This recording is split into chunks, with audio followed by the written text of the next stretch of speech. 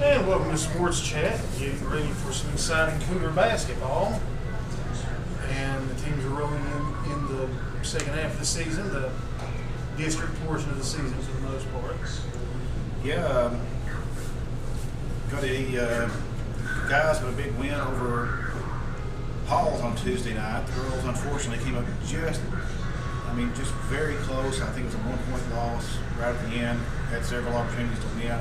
I thought there were some bad calls in the game that went against the Lady Cougars. And some fouls that they got called for they probably shouldn't have, and a few times they probably should have been a foul call, but they didn't, especially late in the game. At one point, one of the girls were coming up the sideline, got pushed out of bounds pretty clearly, and they just called her being out of bounds. And then the next possession, there's a ball loose on the floor, and there's a scrum for it, wide open.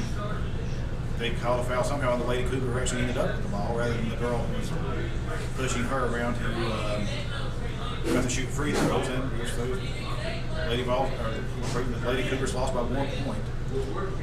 Now, Lady Cougars did get some good news. Amber doctor has released her, put off her surgery till after the season, and will be back in uniform next week. Hopefully she's able to actually, play at a reasonably decent level for the Lady Cougars. They really need her. They really miss her size down low. It's tough. She's your senior. She's a captain. Their biggest player, pretty much the most important player on the team in most situations is usually going to be your post presence, because that's who rebounds for you, that's who defends the basket, and that's who scores from the shortest distance, and usually has the highest efficiency. And Amber was a lot of those things for the team. They've really missed her without her. I have no doubt in my mind they would have beaten Halls had she been healthy and able to play. Well, Campbell County's had some strong post presence in the last several seasons.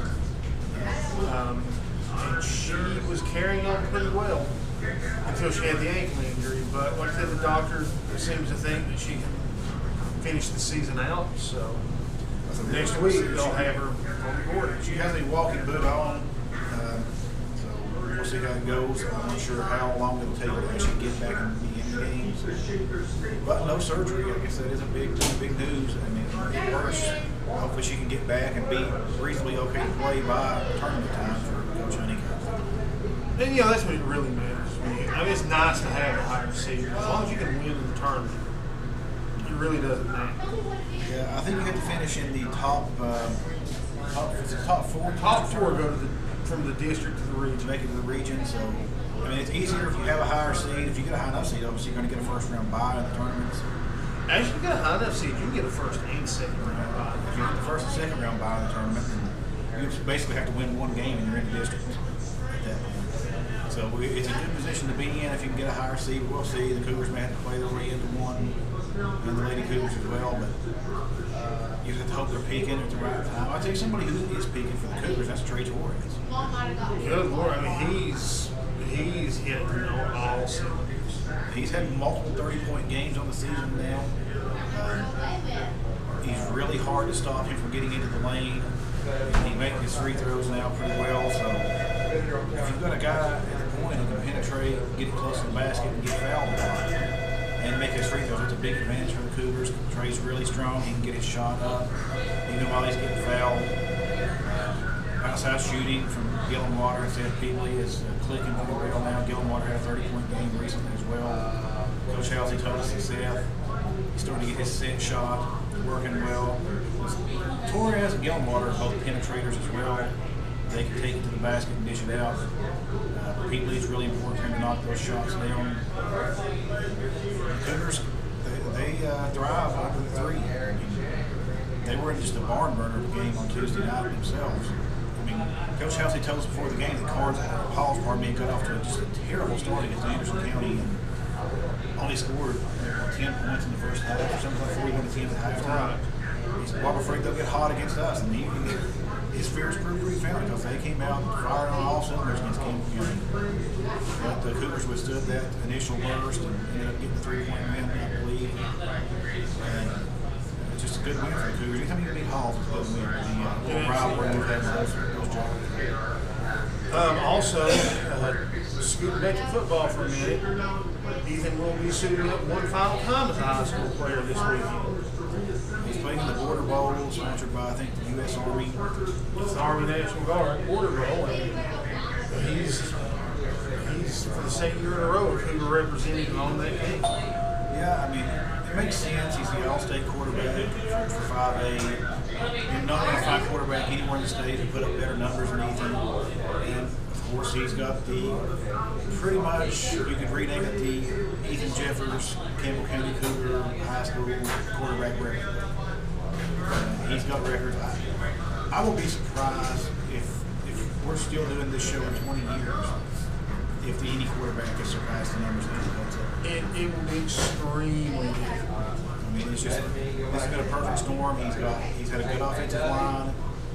He's had 3 or 4 really good receivers that can beat people, like Joe Elkins and Trey Torres and Preston Miller and Corey Phillips and Seth Roberts. And just the list goes on and on. Ethan will tell you himself he's not done it by himself, but it's been a collaborative team effort, and his success reflects all of those players that allow him to have that. So the offensive line, all the multi-year starters like Spencer Roberts and Patrick Wright, Peyton Webb, all those guys, they've paved the way. You know, it helps Paul Coral catching passes out of the backfield, Paul's run threat.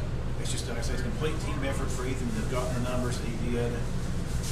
He represents the entire Campbell County team on that Border Bowl roster because it was an effort for all of them to get to that point. I personally thought there probably should have been another player or two. I agree. Maybe Trey, maybe Joe Elkins. Trey may have actually turned it down. That's possible because of basketball. I know that Nick did play in the basketball team last year, and so did Andrew Evans. I believe both decided to go to the Border Bowl. Neither of them were starters. Yeah. But it's still, though, it's a big honor, and it reflects the entire team from the the freshmen on the practice squad all the way up through Ethan himself and the coaches that he's on that team. So we may never see another player put up those numbers again. It was just a perfect storm. Great coaching, great teamwork, great set of players. Just, you never know. So I hope everybody enjoyed it while they could, and you'll probably get to enjoy watching Ethan play in college as well. And while we're on high school football, Cougar alumni, former Cougar player and Jacksboro Middle School head coach Rodney Ellison is now the head coach of Powell High School. I told Rodney the other day I couldn't be any happier for him because he's finally got back to the head coaching ranks at the very high level. He always wanted to coach the 4A, 5A, 6A type of school. I mean, he had nothing against his experience in one single A, double A level with Wartburg. But he wanted bigger school, bigger things, and he got that. And he's out of the district, which helps. Helps Campbell County because and it seems like his spot at Clinton is probably taken by another former Jacksboro Middle School coach, and Sean Jesse's probably taking over as their offense. I was really surprised that Sean and Rodney did not stay together in the move, but really great friends. And, Sean's at Clinton because Rodney had brought him there, and I guess maybe Sean sees another pathway to being a head coach and being an offensive coordinator. I think Sean wants to be a head coach. Sean wants to be a high school head coach. And that's the main reason he left Cumberland Gap is because they just completely laid the screws to him without Vaseline. He will be a good coach somewhere, and hopefully he gets his opportunity at this point. So congratulations, Rodney. You deserve it. You're a great coach everywhere you've been. Every place Rodney's been, that team has gotten a lot better. Maybe not so much in the case of Jacksboro because he pretty much took over a juggernaut. Actually, he took over when they took over. Jacksboro was at its lowest point. Well, I guess Jacksboro did improve. I was thinking Coach Bruce had played well. That's right. They had a coach. They had a coach in between. I forgot that he tanked the program and leveled the field because he couldn't understand why there was a hump. Rodney, obviously everywhere he's went, Wartburg had no history of success. Made a run in the state playoffs. Clinton's offense went from being one of the worst in the league, and Clinton was finishing 0-10, 1-9 type seasons. Immediately improved them, got their offense going. Tyler Thaxton will probably be the 5A offensive player of the year next year unless someone emerges. Just on the, he's had great coaching from Rodney. I know he'll miss Rodney. Clinton's offense dramatically improved over 30 points a game.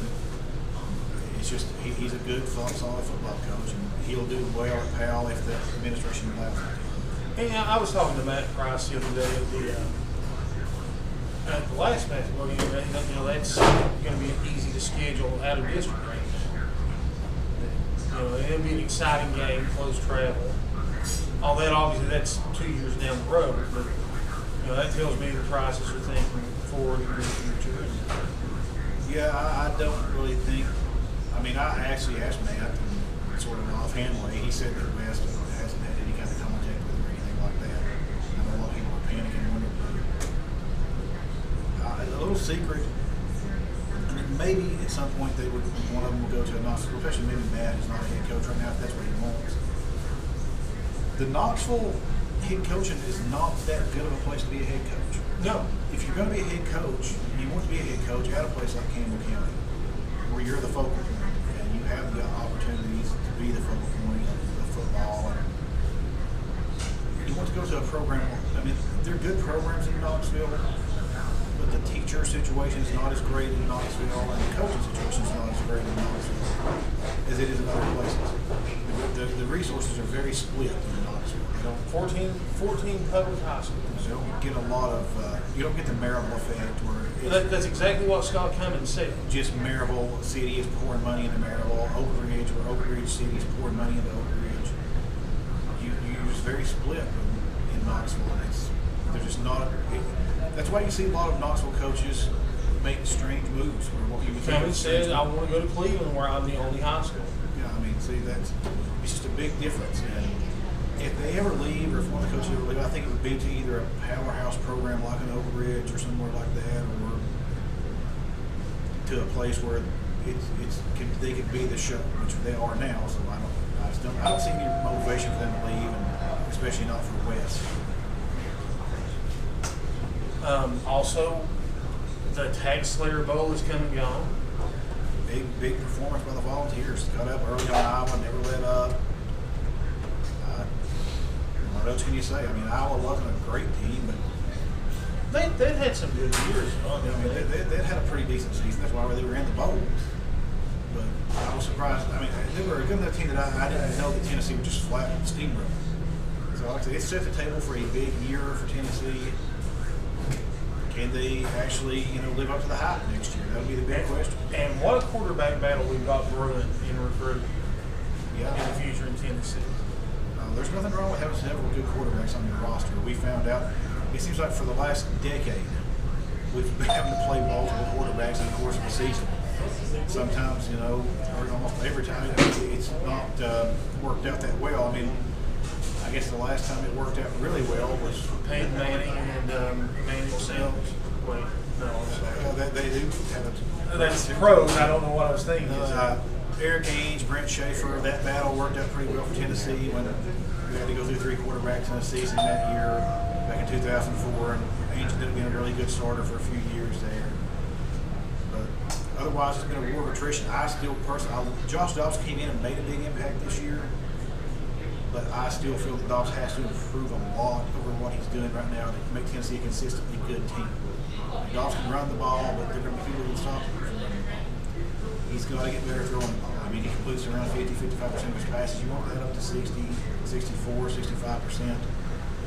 And that's what it's going to take for him to be a really effective quarterback. On the basketball front, Donnie Kendall picked up his first SEC road win against a granted not great Mississippi State team, but it's still a win on the road. If the win on the road in the SEC, Tennessee was picked last universally by everybody to finish. So they've got a home win and a road win. I mean, Donnie Kendall wins a lot of home games, but they've already got a road win to start the season off. You can't complain about that either.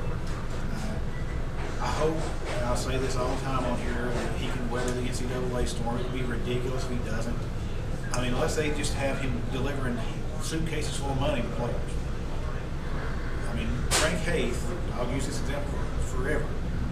The North Carolina is just in 25 years of a major academic scandal that spans multiple coaches, multiple Final Fours, national championships. The NCAA has done nothing to them. I'm not sure if the NCAA is even openly investigating it. And Frank Haith at Missouri, which he was at Miami at the time, a booster paid a few $100,000 for recruits, and took recruits out on yachts and partied and all day, the full 9 yards. Well, the booster apparently had acquired his money through less than legal means and somehow lost it all. And he told Frank Haith, hey, I need $100,000 or I'm going to turn you into the NCAA. So Frank Haith wrote a check to the booster for $100,000 to keep him quiet. Well, the NCAA got wind of it, and Haith proceeded to change his story 4 times. So he lied to the NCAA at least 3 of those times. Which is a show cause penalty according to what they did to Bruce Pearl. Bruce Pearl lied once about a barbecue and got a 3-year suspension, or 3-year ban from coaching. But Frank Haith, he told 4 different stories to the NCAA. His last one where he admitted that he paid the $100,000 to the booster to keep quiet about the hundreds of thousands of dollars spent on getting recruits. Then have a 5-game suspension from the NCAA. 5 games, 5 non-conference games to start Missouri season. So if they try to put a show cause on Donnie Tyndall and they don't stand up to it, and Tennessee doesn't tell them to take a dive in the ocean, then the administration over there, cheek, hard, they're just truly lost. And that'll about do it for Sports Chat this week, fans. We are about to head up to Campbell County High School for exciting basketball. We'll see you next week from lovely Papa John's.